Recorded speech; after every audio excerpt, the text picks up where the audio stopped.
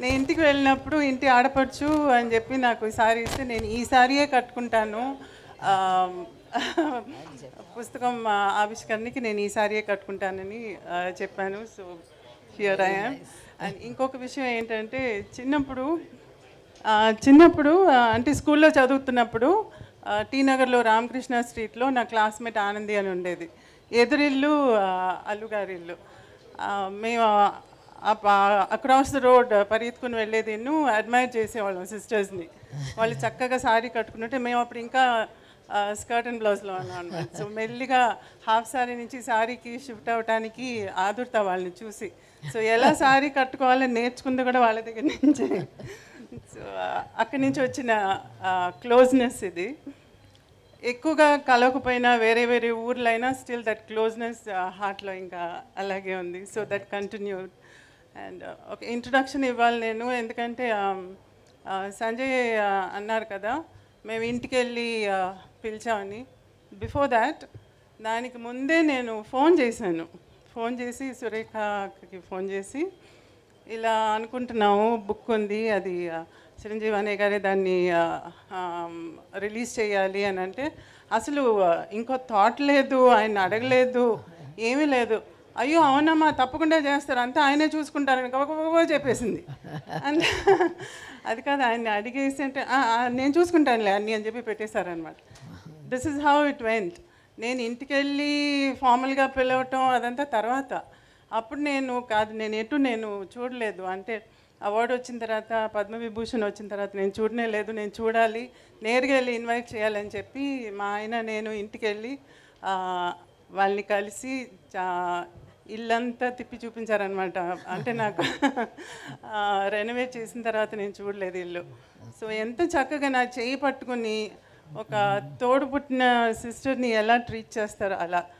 నేను చిరంజీవి గారిని అన్నయ్య అని పిలుస్తాను, ఎందుకంటే ఈరోజు ఈ ఫంక్షన్ అంతా నేనేమన్నానంటే ఇంట్లో సింపుల్గా ఈ బుక్ని రిలీజ్ చేసేసి మీడియా వస్తే చాలు, ఇంకేం వద్దు నాకు, మీ చేతులతో బుక్ ఇవ్వాలి అంతే, ఇంకేం వద్దు నాకు అని చెప్పా. ఇమీడియట్గా ఆయన ఇలా ఆలోచించి ఎవరైనా పిలవాలి, ఎంత పెద్ద ఫంక్షన్ చేయాలని ఆలోచిస్తున్నాను. నేను అలా కాదు, చిన్నదిగా చేద్దాం అంటే అలాగే చేద్దాంలే అని చెప్పేసి ఈరోజు ఇట్స్ కమ్ టు దిస్. అమ్మకు ఒక పెద్ద కొడుకుంటే ఏం చేస్తారో అది చేస్తున్నారు ఇవాళ. నేను ఎప్పుడు అంటుంటాను తమ్ముడిని, నువ్వు ముందు పుట్టి ఉండకూడదా అని చెప్పి. బికాజ్ మేమిద్దరు కొంచెం ఇన్నసెంట్గా ఉండిపోయాం. We did know how to handle things.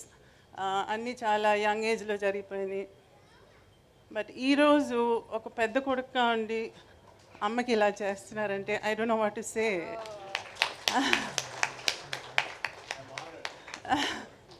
So thank you so much. I have no words. ఇంకా మీరు అడిగితే నేను సమాధానం చెప్తాను. నాకు తెలిసిన విషయం ఏంటంటే సురేఖ గారు మెగాస్టార్ చిరంజీవి గారి మీద పెత్తనం జలాయిస్తారని తెలిసిపోయిందో ఇంట్లో. అది ఆయనకి సావిత్రమ్మ గారి మీద ఉన్న ప్రేమ నాకు తెలుసు కాబట్టి వెంటనే ఎలాగన్నా ఒప్పుకుంటారని చెప్పేసాను. నాకు అన్ని విషయాలు కాదు, నాకు ఇలా మాట్లాడడం, స్టేజ్ మీద నుంచోవడం, కూర్చోవడం ఇవన్నీ కూడా చాలా కొత్త, ఇప్పుడు చేయలేదు. కానీ చాము నీ కోసమైతే ఓకే కూర్చుంటాను, మాట్లాడతాను. అమ్మ కోసం మీరిద్దరూ ఏమైనా చేసేటట్టుకున్నారు. ముందు మీరిద్దరూ కలిసి స్టేజ్ మీద ఇలా ఫంక్షన్స్కి రావటం కూడా చాలా తక్కువ అని విన్నాను నేను. అటువంటిది ఈరోజు మన ఇద్దరం కూర్చొని మాట్లాడేటట్టుగా కూడా చేస్తున్నారంటే దట్ ఎక్స్ప్లెయిన్స్ ఎవ్రీథింగ్. స్టేజ్ మీద సో దట్స్ లవ్లీ. నువ్వు నేను చిన్నప్పటి నుంచి తెలిసిన మధ్యన ఒక ఫ్రెండ్ ద్వారా ఇద్దరం కలుసుకునేవాళ్ళం. సో మీ ఇంటికి వచ్చి తిరిగేంత చనువు అప్పుడు లేదు నాకు, కానీ అమ్మ గురించి చాలా తెలుసుకోవాలని ఉండేది. అది నాకు ఈరోజు ఛాన్స్ వచ్చింది.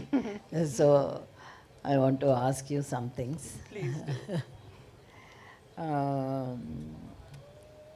అమ్మతోటి చిన్నప్పుడు మీరు అమ్మ చాలా బిజీగా ఉండేవాళ్ళు. కాకపోయినా అమ్మమ్మ గురించి చాలా బయోపిక్స్ వచ్చినాయి, అమ్మ గురించి చాలా బుక్స్ వచ్చినాయి. కానీ మళ్ళీ మీకు ఈ బుక్ రాయాలని ఇప్పుడు రిలీజ్ చేయాలని ఎందుకు అనిపించింది? అమ్మ గురించి ఒక పెద్ద మూవీ కూడా రిలీజ్ అయ్యి పాపులర్ అయింది, మహానటి అని. ఈరోజు చిన్నపిల్లల దగ్గర నుంచి అమ్మ గురించి అంత అఫెక్షనేట్గా మాట్లాడుతున్నారంటే ఇట్స్ బికాజ్ ఆఫ్ మహానటి. మహానటిలో అమ్మ చిన్నతనం, తను చేసిన సేవలు, తన ఒక కంప్లీషన్ లాగా తీస్తున్నారు, from the beginning to the end లాగా తీశారు. కానీ యాక్చువల్గా మీరందరూ మహానటి అని చెప్పి ఆ పేరు పెట్టింది ఎందుకని? బికాజ్ ఆఫ్ హర్ యాక్టింగ్ ప్రొవెస్ కదా. అందుకని నాకు అనిపించింది అమ్మ ఫిల్మోగ్రఫీ లాగా ఒక బుక్ ఉండాలి, వేర్ తను చేసిన ఇంపార్టెంట్ ఫిల్మ్స్ అన్నీ ఒక రికార్డ్ లాగా ఉండాలి ఒక బుక్లో. అదైతే పర్మనెంట్గా ఉంటుంది. దాన్ని చదివితే ఒక్కొక్క ఫిలింలోనూ ఆ క్యారెక్టర్కి ఉండే ఇంపార్టెన్స్ ఏంటి, ఎందుకని మహానటి అయింది అనేది ఎక్స్ప్లెయిన్ చేసేటట్టుగా ఉండాలి. అండ్ ఊరికే చదవటం అందరు చదవరు, ఈరోజు మనకి విజువల్స్ కావాలి. అందుకని మంచి ఫోటో ఉంటే దాని పక్కన ఒక రైటప్ ఉంటే చదవటానికి ఇంట్రెస్టింగ్గా ఉంటుంది. దానికి the best person is Sanjay. ఎందుకంటే తన దగ్గర అన్ని ఫోటోగ్రాఫ్స్ అన్నీ ఉన్నాయి, తన దగ్గర చిన్నప్పటి నుంచి కలెక్ట్ చేసింది. సో నేను తన దగ్గరికి వెళ్ళి నాకు ఫోటో ఉండాలి, పక్కన మూవీ గురించి రైటప్ ఉండాలి, అలా నాకు ఒక బుక్ కావాలి. సో జనరేషన్స్కి, మా ఫ్యామిలీకి కానివ్వండి, లేకపోతే మీ అందరికీ కానివ్వండి, మీ ఫ్యామిలీస్కి కానివ్వండి, జనరేషన్కి ఒక రికార్డ్ లాగా ఉండాలి అమ్మ గురించి అని చెప్పి నేను ఆ బుక్ని రెడీ చేయాలనుకున్నాను. దిస్ ఇస్ నాట్ అబౌట్ చిన్నప్పుడు దాని గురించి ఎలా ఉన్నారు, పెళ్ళి గురించి, పిల్లల గురించి, తర్వాత ఏమైంది, ఇదంతా కాదు. దట్ బుక్ ఇస్ ప్యూర్లీ తన యాక్టింగ్ గురించి, మహానటిగా తన యాక్టింగ్ గురించి మాత్రమే ఆ బుక్లో ఉంటుంది. సో ఆ రీజన్తోనే నేను ఈ బుక్ చేయాలనుకున్నాను. Very good. మళ్ళీ ఇండస్ట్రీలో చాలామంది పెద్ద ఆర్టిస్టులు ఉన్నారు, డైరెక్టర్స్ ఉన్నారు. ఇంతమంది ఉండగా ఎందుకు ఈయన చిరంజీవి గారితోనే చేయించాలని అనిపించింది నీకు? మీకే తెలుసు ఆ రీజన్ ఏంటని చెప్పి. మీరు అడగకుండా కూడా నాకు ఓకే అన్నారు కదా. నేను ఫస్ట్ టైం ఇంటికి వచ్చినప్పుడు ఆయన డాన్స్లో కొంచెం కాళ్ళు ఇదయ్యి కర్ర పట్టుకుని హీ హ్యాడ్ ఇంజరీ. పైనుంచి నేను వచ్చానని తెలిసి ఆ కర్ర పట్టుకుని మెట్ల మీద నుంచి దిగొస్తున్నారు. అయ్యో ఏంటి కర్ర అని అంటే, వచ్చిన యాక్సిడెంట్ అయిందిలేమా, ఏం లేదులే అని అన్నారు. కిందకు వచ్చి పలకరించి కాఫీ తెప్పించి మాట్లాడుతూ అప్పుడు చెప్పారనమాట, నాకు పొద్దున్నే లేవంగానే అమ్మ మొహం కనపడాలమ్మా, నేను లేవంగానే బెడ్రూమ్లో అమ్మ ఫోటోనే ముందు చూస్తాను అని చెప్పేసి, నేను అమ్ముతానో లేదో అని పైకి వెళ్ళి ఆ ఫోటో తీసుకుని వచ్చి మరీ నాకు చూపించారు. So who does that? See genuineness అంటే your thought, word and deed should be the same. మనం మనసులో ఒకటి అనుకునేది, మాటలు ఒకటి చెప్పేది, చేసేది ఒకటి. చాలామంది అలా చేస్తారు. ఊరికే నోటుతో ఆవు అని మాట్లాడటం ఒకటి, లేకపోతే ఏదో ఒకటి చేసేది పెద్ద పేరు తెచ్చుకునేది. అలా కాకుండా ఫర్ హిమ్, చిరంజీవి గారికి ఏంటంటే ఆయన థాట్, వర్డ్, డీడ్ మూడు ఒకటే. ఆ జెన్యున్నెస్ని ఇట్ టచ్ మై హార్ట్. అందుకనే నేను ఆయన తప్ప ఇంకెవరు ఈ బుక్ని రిలీజ్ చేయకూడదు, ఆయనే చేయాలి అని చెప్పి పట్టుబట్టి నేను డైరెక్ట్గా ఆయన అడిగాను అనమాట. So that's the reason. And ఈరోజు చూడండి, ఐ సెడ్ ఇంట్లో రిలీజ్ చేయండి, మీడియాని పిలుద్దాం చాలని అంటే, జస్ట్ లుక్ ఎట్ దిస్. ఇంకా కొంచెం పర్సనల్ విషయాలకు వస్తే, మేము మా చిన్నప్పుడు మా నాన్నగారు చాలా బిజీగా ఉండేవాళ్ళు, చాలా మిస్ అయ్యేవాళ్ళం. కానీ అమ్మ మాతో ఉండడం వల్ల మేము మిస్ అయ్యేదాన్ని కొంచెం తగ్గింది. అమ్మ అన్నీ చూసుకునేది కాబట్టి. కానీ మీ విషయంలో అమ్మ నాన్నగారు ఇద్దరు కూడా చాలా బిజీ కదా, మీరు ఎంత మిస్ అయ్యి ఉంటారు?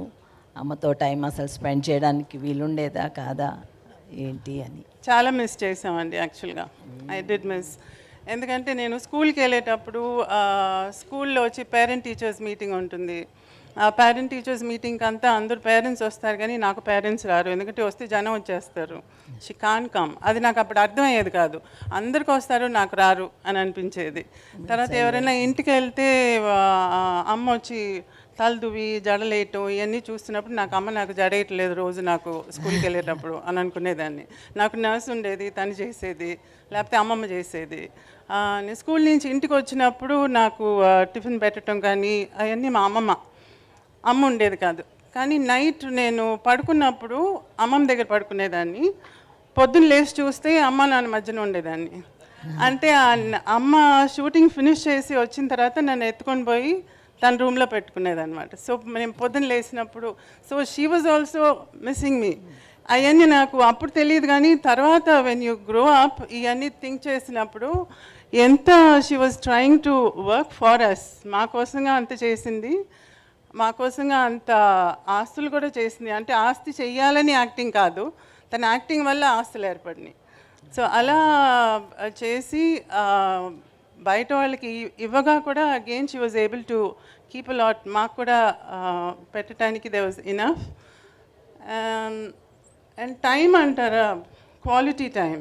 రోజు అందరిలాగా నాకు రోజు స్నానం చేయించడం, స్కూల్కి తీసుకెళ్ళటం, దింపటం, అన్నం దగ్గర కూర్చోవటం లాంటి చేసేది కాదు. కానీ సండే అయితే ఇంతకుముందు సఫాయా థియేటర్లో కార్టూన్స్ వేసేవాళ్ళు. So we have a connection there. Cartoons అంటే ఇష్టం నాకు. సో అక్కడ ఈ Tom and Jerry, Richie Rich, dot ఇటాటివన్నీ వచ్చేది. చాలా ఫెయిరీ టైల్స్ అంతా వేసేవాళ్ళు. ఎవ్రీ సండే ఉండేది. దానికి పనిమాల నన్ను సండే, అది అంటే ఎవ్రీ సండే కాదు, maybe once or twice in a month ఉండేది. దానికి పనిమాల అమ్మ నాన్న దానికి తీసుకెళ్ళేవాళ్ళు. So I use to go with them to watch that movie. And బీచ్కి వెళ్ళాలంటే చీకటి పడిన తర్వాత అప్పుడు వెళ్ళేవాళ్ళం. ఎందుకంటే డే టైంలో అయితే జనం వస్తారని పిక్నిక్ లాగా అన్నీ కట్టుకునేదిను, భోజనం అదంతా. స్పెషల్గా ఫుల్ మూన్ అప్పుడు ఒక చాపేసి ఇసుక మీద we use to go and have food there. And అమ్మ దెయ్యం లాగంతా వచ్చి గలాట చేసేది మమ్మల్ని. సముద్రం దగ్గరికి వెళ్ళేటప్పుడు అదిగో ఏదో వస్తుంది అనేది, కొబ్బరికాయ డొల్లుకుని వస్తుంటే ఏదో తలకాయ వస్తుంది అనేది. సో ఇలా చాలా చిలిపి శాస్త్రాలు చేసేదన్నమాట. So all that is still in my mind. And తిరుపతికి అప్పుడప్పుడు నడిచి వెళ్ళేది. కారులో వెళ్ళేటప్పుడు మధ్యలో కారు ఆపి కారు మీద ఎక్కి చింతకాయలు కోసేవాళ్ళం. చింత చిగురు అంటే చాలా ఇష్టం. సో అవి కూడా ఆపి కోసేది. తర్వాత వెళ్ళేటప్పుడు ఎక్కడికైనా కారులో వెళ్ళేటప్పుడు వేరుశనగకాయలు అవన్నీ పండే ప్లేసు, చెరుకు అంతా ఉంటే అక్కడ ఆపి అవి పీకేది. అక్కడికి వెళ్ళి అక్కడ తోట మనిషి ఎవరో అనుకుని నడుస్తా వస్తుంటే కూడా అమ్మ వచ్చి దాంకుని వచ్చేసేది. తర్వాత అమ్మని తెలిసింది, అమ్మ అడిగితేనే ఇచ్చేదాన్ని, ఇచ్చుంటాం కదా, నువ్వు ఎందుకు అలా తీయటం అంటే దానిలో రుచి లేదు అనలేదు. సో అట ఈ చిలిపి పనులన్నీ నాకు బాగా జ్ఞాపకం. సో అవి కదా మనకి ఎక్కువగా జ్ఞాపకం ఉండేది. సో డజంట్ మ్యాటర్, నాకు తల దూపోతే పర్లేదు, మీటింగ్కి రాకపోతే పర్లేదు, but now I cherish all those memories. So అమ్మ మంచి కుక్ అని కూడా విన్నాము. మీకు ఇష్టమైన అన్ని చేసి పెట్టేవాళ్ళ, మీరు ఎంజాయ్ చేసేవాళ్ళ? మంచి కుక్ వచ్చి మా అమ్మమ్మ బాగా వంట చేసేది. అమ్మకి ఇంత పెద్ద క్యారీర్లకి వండి పంపించేవాళ్ళు స్టూడియోలో. అందరూ చుట్టూ కూర్చుని అది ఆనందించేవాళ్ళు అనమాట. అందరూ కలిసి ఈరోజు నువ్వేం తెచ్చావు అంటే నువ్వేం తెచ్చావు అని దే యూస్ టు హ్యావ్. అమ్మ కుకింగ్ వచ్చి అప్పుడప్పుడు స్పెషల్గా ఏదైనా 1-2 కూరలు చేసేది టైం ఉన్నప్పుడు. అందులో స్పెషల్గా మా తమ్ముడికి నచ్చి చేసిన కూర వచ్చి కోడిగుడ్డు ఆమ్లెట్ కూర. కోడిగుడ్డు స్టీమ్లో ఆమ్లెట్ లాగా వేసి దాన్ని కూరలో వేసి చేసేది. అది తమ్ముడికి చాలా ఇష్టం. నాకు వచ్చి చికెన్ని ఈరోజు KFC అంటారు కదా, అది అప్పుడే అమ్మ చేసేది. చికెన్ని మ్యారినేట్ చేసి దాన్ని బ్రెడ్ క్రమ్స్లో ముంచి ఫ్రై చేసి ఇచ్చేది. సో ఇట్లా 1 or 2 డిషెస్ బాగా చేసేది. సో అవి జ్ఞాపకం ఉన్నాయి. మా నాన్నగారు మా డ్రెస్సింగ్ విషయంలో చాలా స్ట్రిక్ట్గా ఉండేవాళ్ళు. మాకు చిన్నపిల్లలం కదా, ఏదన్నా మోడర్న్గా వేసుకోవాలని అవన్నీ చాలా అనిపించేది. కానీ నాన్నగారు ఏం ఒప్పుకునేవాళ్ళు కాదు. అది అడుగుదాం అనుకున్నా. చాలా ట్రెడిషనల్గానే డ్రెస్ అవ్వాలి, అలా చాలా స్ట్రిక్ట్గా ఉండేవాళ్ళు. అప్పుడు అయ్యో అనిపించేది, కానీ తర్వాత పోన్లే మంచి పని చేశారని అనిపించింది. అట్లా అమ్మ ఎలా ఉండేవాళ్ళు మీతోటి, మీ డ్రెస్సింగ్ గురించి? చాలా స్ట్రిక్ట్ అండి అమ్మ. నేను ఒకసారి మూవీ షర్మిలి మూవీ ఉంది కదా, షర్మిలి అని రాఖీ యాక్ట్ చేసింది. చాలా అందంగా ఉంటుంది అందులో రాఖీ. అందులో జంప్ సూట్ వేసుకుంటుంది. ఆ జంప్ సూట్ చూసి నేను అమ్మ నాకు జంప్ సూట్ కావాలని చెప్పాను. అంటే చేయించలా. ఏంటంటే జంప్ సూట్ అంటే మొత్తంగా టైట్గా ఉంటుంది కదా, మధ్యలో ఓపెన్గా చెప్తున్నాను, మధ్యలో డివిజన్ కనపడకూడదు మా ఆడోళ్ళకి అని చెప్పేది.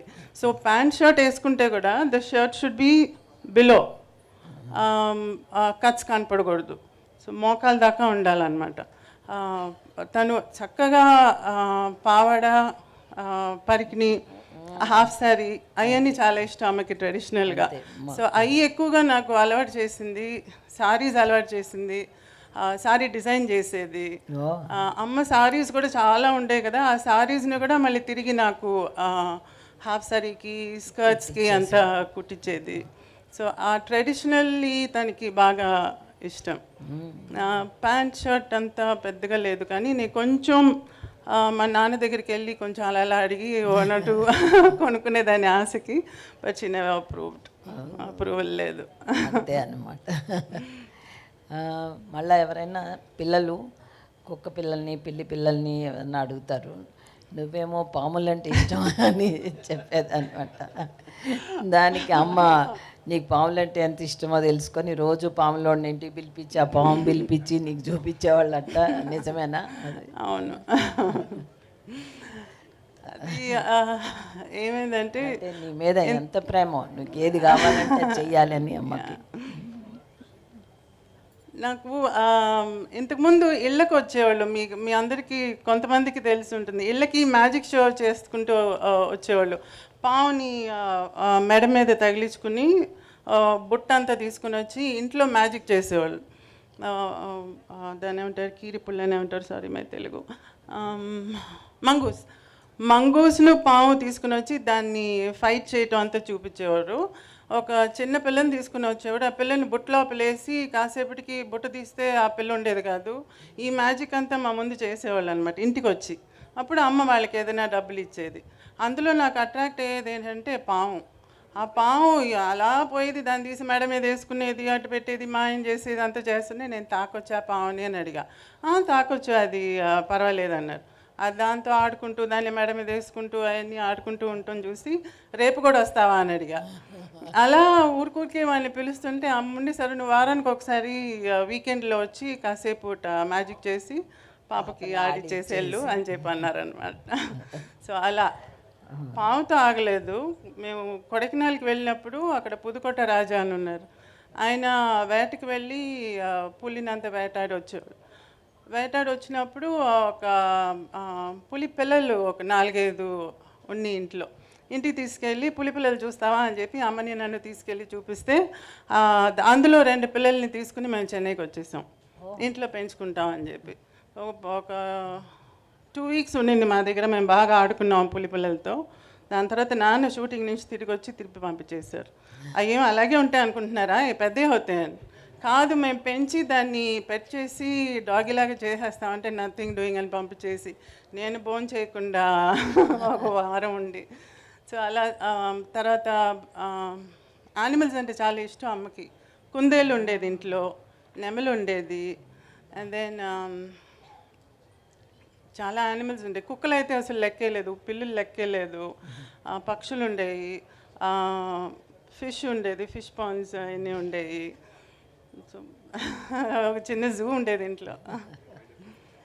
అండ్ ఇంకొక మాట, ఇంట్లో ఇంతమంది అమ్మ నాన్న ఆర్టిస్టులు, అక్క రేఖ కూడా ఆర్టిస్టు, ఇంతమంది ఉండగా నీకు ఇప్పుడు యాక్ట్ చేయాలని అనిపించలేదా? అసలు అమ్మని అడిగావా? నీకే ఆ కోరిక ఏమన్నా? ఎందుకనో అనిపించలేదు, నాకు హౌస్ వైఫ్గా ఉండాలని ఉండేది. నేను స్కూల్లో కూడా అందరూ టీచర్స్ వచ్చి నువ్వేమవుతావు అంటే ఒకరు నేను డాక్టర్ అంటే, ఇంజనీర్ అంటే, నర్స్ అంటే, ఎయిర్ హోస్టెస్ అంటే అలా చెప్పేవాళ్ళు.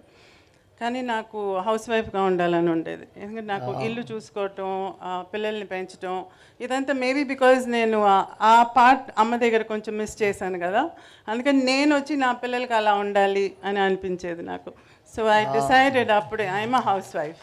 అండ్ ఈరోజు హౌస్ వైఫ్ అని చెప్పకూడదు, హోమ్ మేకర్ అని చెప్పాలి. అదేంటి, అదేదో ఇంటీరియర్ డెకరేటర్ లాగా హౌస్ వైఫ్ అని అంటే అది house wife is a house wife అంతే, హోమ్ మేకర్ అంతా ఏం కాదు. సో ఆ వైఫ్గా ఉండటానికి యూ షుడ్ ఫీల్ ప్రౌడ్, దానిలో తప్పేం లేదు. So if anybody is a house wife please say your a house wife, don't say I'm just a house wife She's taking no no no great I'm a house wife అంతే, your the queen of the house. Yes. అదే నేను ఇంకా లాస్ట్లో అడుగుదాం అనుకున్నాను కానీ నువ్వు ముందే చెప్పేసావు. 18 ఏళ్ళకే నీకు పెళ్లి చేశారని. అప్పుడు అందరం అయ్యో 18 ఏళ్ళకే చేసేస్తున్నారు అలా అనుకునేవాళ్ళము. నీ దగ్గర నుంచి ఏమన్నా అమ్మతోటి ఏమన్నా రెసిస్టెన్స్ ఉండేదా? కానీ అమ్మ చెప్పినట్టు 18 ఏళ్ళకి 18 కాదండి, 16. 16 అమ్మో 16 ఏళ్ళప్పుడు అమ్మకి హెల్త్ అంత బాగుండలేదు. సో అమ్మ ఫెల్ట్ లిటిల్ రెస్పాన్సిబుల్ పిల్లల్ని సెటిల్ చేయాలని. తమ్ముడు చాలా చిన్నోడు, సో నన్ను ముందు సెటిల్ చేస్తే ఆటోమేటిక్గా తమ్ముడిని కూడా చూసుకుంటాను అని చెప్పి మా మావయ్య కొడుకు అంటే మాకు అత్త కొడుకు, how do I say, we are third cousins అనమాట. మా ఆయన గోవిందరావు, సో ఆయనకి ఇచ్చి నన్ను పెళ్లి చేసుకుంటే ఆయన నన్ను చక్కగా చూసుకుంటారు, ఫ్యామిలీలో ఉండే ఆయన అని తొందరగా పెళ్లి చేసింది. I like him, I mean ఆయన చాలా ప్రొటెక్టివ్గా ఉండేవారు, వస్తూ పోతూ ఉండేవారు, నేనంటే చాలా ప్రొటెక్టివ్గా ఉండేవారు. అందుకని పెళ్లి చేసుకుంటే ఆయనతో ఉండొచ్చు. నాకు ఆ టైంలో ఇది లేదు కదా, పెళ్లి చేసుకుంటే హాయ్ స్కూల్కి పోవక్కర్లేదు, హోంవర్క్ లేదు, చదవక్కర్లేదు, ఎగ్జామ్ పని లేదు, జాలీగా ఉండొచ్చు పెళ్లి చేసుకుని అని చెప్పేసి అనుకున్నాను అనమాట. కానీ పెళ్లి చేసుకుని పిల్లలు కానీ took care of the child. 2 years తర్వాత మా నాన్న వచ్చి చెవి తిప్పి కాలేజ్కి వెళ్ళు చదువు అని చెప్తే అప్పుడు మళ్ళీ చదవటం మొదలుపెట్టాను. So after my child was Born నేను డిగ్రీ ఫినిష్ చేశాను. సో అమ్మ చనిపోయేటప్పటికి 45-46 years అనుకుంటా. అంత ఎర్లీ ఏజ్లోనే అమ్మని మిస్ అవ్వడం నీకు మెంటల్గా ఎట్లా అనిపించింది? నాన్నగారితో నీ రిలేషన్షిప్ ఎట్లా ఉండేది ఆ తర్వాత? చాలా హారబుల్ అండి, ఎందుకంటే అమ్మ కోమాలో పోయినప్పుడు I was doing my BA final year exam. Last ఎగ్జామ్కి ముందు ఒక 3 days గ్యాప్ ఉన్నప్పుడు నాకు ఇలా కోమాలో పోయినట్టుగా తెలిసిందనమాట. సో ఆ టైంలో నేను వెళ్ళి అమ్మని చూసి తిరిగి వచ్చి దాని తర్వాత 19 months going to the hospital and coming, అది వెళ్తూ వస్తూ అమ్మని చూడటం, అది that I don't even want to think about it. అది అసలు తుడిపేద్దాం. సో దాని తర్వాత కానీ తమ్ముడిని చూసుకోవటం, అది నాన్న టుక్ అప్ ద రెస్పాన్సిబిలిటీ. నాన్న తమ్ముడిని చూసుకుని తన్ని ఇంజనీర్ చేసి పైకి తీసుకొచ్చారు. So that way I was happy. నేను ఇంటికి వెళ్తూ వస్తూ ఉండేదాన్ని, తమ్ముడు వస్తూ ఉండేవాడు. ఈరోజు తమ్ముడు బాగా సెటిల్ అయ్యి యుఎస్లో శానోజేలో ఉన్నాడు, నేను హ్యాపీగా సెటిల్ అయి ఉన్నాను. అండ్ అదర్ థింగ్, చాలామంది ఏమనుకుంటారంటే ఆవిడ అన్నీ పోగొట్టేసింది, ఏమీ లేదు, పిల్లల్ని ఏం లేకుండా చేసింది అని అంటుంది. నో నో నో, అదంతా నిజం కాదు. ఎందుకంటే అమ్మ దగ్గర ఇంత ఉండేది కాబట్టి she was able to give this much, but still this much is there for us. So తను సంపాదించిన దానిలో పోగొట్టింది, ఏమార్చి తీసుకున్న వాళ్ళు అంత పోగా కూడా still there is enough to keep both of us happy. So ఇది అమ్మకి కళల మీద ఉన్న ప్రేమ వల్ల మేమందరం ఈరోజు చాలా బాగున్నాం. ఈరోజు మీ ముందు ఇలా నేను కూర్చున్నానంటే అది because of her. So I'm always thankful to her. మీ పిల్లలకి ఎవరికి కూడా ఆర్టిస్ట్ అవ్వాలని కోరిక లేదు? ఆయన అడిగారండి ఒకసారి, మా బాబుని చూసి రెండోవాడిని మీకు ఏమైనా ఐడియా ఉందా సినిమాలకి అని చెప్పి మా రెండోవాడిని చూసి అడిగారు, అభినయ్ని. దాసరి గారి దగ్గర ఒక మూవీ చేశాడు యంగ్ ఇండియా అని చెప్పి. ఆ టైంలో అది చేసేటప్పుడు మిగతా ఫిలిమ్స్ అయ్యి ఒప్పుకోకూడదని చెప్పి చేయలేదు. దాని తర్వాత కణితం ఏదే రామానుజం అని చెప్పి మ్యాథమెటిషియన్ రామానుజం మెయిన్ క్యారెక్టర్ చేసి అందులో అవార్డు వచ్చింది. ప్రెసిడెంట్ కూడా చూశారనమాట ఆ టైంలో ఆ మూవీని. సో మంచి పేరు వచ్చింది దానికి. సో కొంచెం సెలెక్టివ్గా పోయాడు. ఈరోజు he is basically a sports men. So టొరంటోలో పక్కన ఒక అకాడమీలో, ఒక స్పోర్ట్స్ అకాడమీలో ఈరోజు టేబుల్ టెన్నిస్ సెక్షన్ని చూసుకుంటున్నాడు అనమాట తను. But still he likes acting, emotional acting అంటే ఇష్టం తనకి. ఏదైనా స్పోర్ట్స్కి సంబంధించిన క్యారెక్టర్ వస్తే బాగున్నామా అని అంటూ ఉంటారు. So let's see if he's lucky he might get something. మా పెద్దోడు వచ్చి he's behind the screen. Short films చేసే కోర్స్ని యూనివర్సిటీ ఆఫ్ కాలిఫోర్నియాలో చేస్తున్నారు. అండ్ ఈరోజు బెంగళూరులో, చెన్నైలో, ఊటీలో అంతా he takes workshops for those who take short films. So workshops చేస్తుంటారు షార్ట్ ఫిలిం చేసే వాళ్ళకి. So, and that's both of them are sort of in the same field. So. ఒక్కటి final last question. Mahanati movie చూశారు కదా, నీకు అందులో అన్నీ కరెక్ట్గా ఉన్నాయి అని అనిపించిందా? ఇంకేమన్నా చూపించి ఉండాల్సిందని అనిపించిందా? ఎట్లా అనిపించింది? మహానటి మూవీలో చాలా కాంట్రవర్సీస్ వచ్చినాయి బయట నుంచి, బట్ నాకేంటంటే దానిలో నాకు అప్సెట్టింగ్గా నాకేం కనిపించలేదు. The whole thing was true. ఎందుకంటే ప్రతిదీ నన్ను అడిగే చేశారు. అందులో కొంచెం ఎక్స్ట్రాగా చూపించింది వచ్చి సినిమాటిక్గా డ్రమాటిక్గా చూపించాల్సి వచ్చిన దానివల్ల చూపించడమే, కానీ అదర్వైజ్ దానిలో చూపించిన ఫ్యాక్ట్స్ అన్నీ true. And I was very touch to hear one of the ఇంటర్వ్యూస్లో మీరు వచ్చి మహానటి టైంలో అడిగినప్పుడు మీరు అడిగిన మొదటి ప్రశ్న వచ్చి చాముండేశ్వరి గారిని అడిగారా అని అడిగారు. See, that is what I meant. Why should he bother about what I feel కదా? సో ఆ కనెక్షనే నాకు ఈ రోజుకి కూడా still I feel that affection is still there. So I'm happy about Mahanati అండి.